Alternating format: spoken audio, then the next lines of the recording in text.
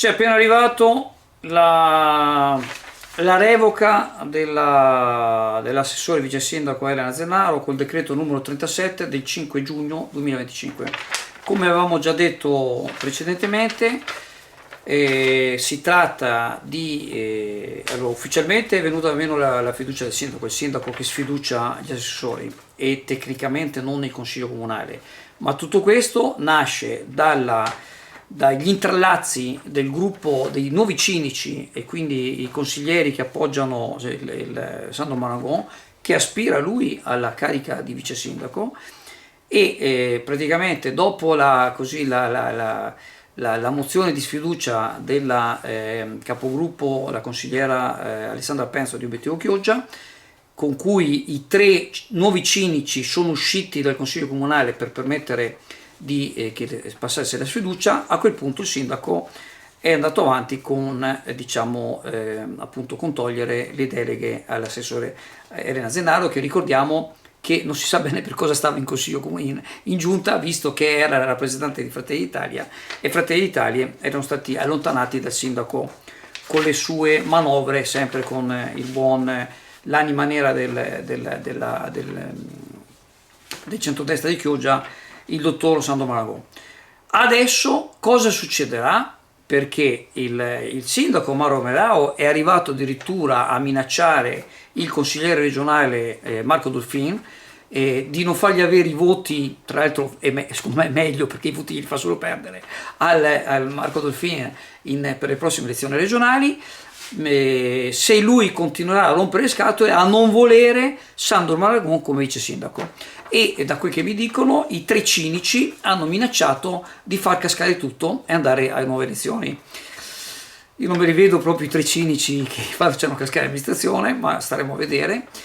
E adesso però bisogna vedere come si concluderà con questo braccio di ferro. La Lega prenderà finalmente la decisione di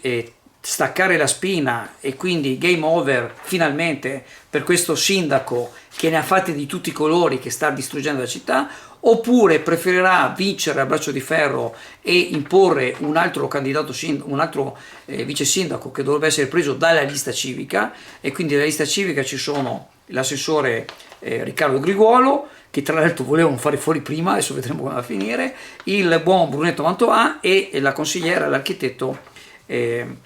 Marcellina Segantin. Quindi tutti i giochi sono aperti, voi sapete che noi giochiamo perché il sindaco vada a casa e quindi confidiamo che la Lega abbia veramente la dignità di capire che con questo sindaco, che a parole si dice della Lega ma non è vero che è della Lega, perché se fosse della Lega il consigliere Chiodoro non sarebbe mai passato con la lista civica, non esiste, perché se il sindaco fosse della Lega, nel momento in cui gli diceva una cosa del genere, si prendeva il capo della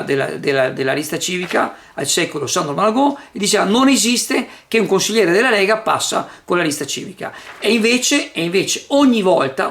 il sindaco porta avanti le istanze della lista civica, quella Chioggia, quella del sindaco praticamente, e poi fa digerire ai suoi le decisioni del Sandro Maragon.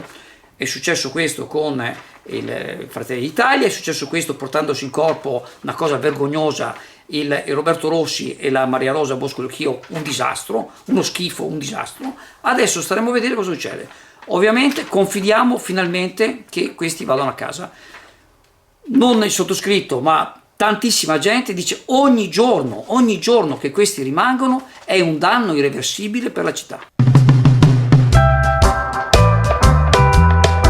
Stema svuota tutto, hai sentito bene? Dal 5 maggio ogni mattina dalle 8:30 alle 12:30, dal lunedì al sabato, Stema a Portoviro fa piazza pulita, bikini e costumi donna a 10 euro, bimba a 3 euro, bimbo a 2 euro. Corri prima che finisca tutto, Stema, il vero affare, ti aspetta a Portoviro.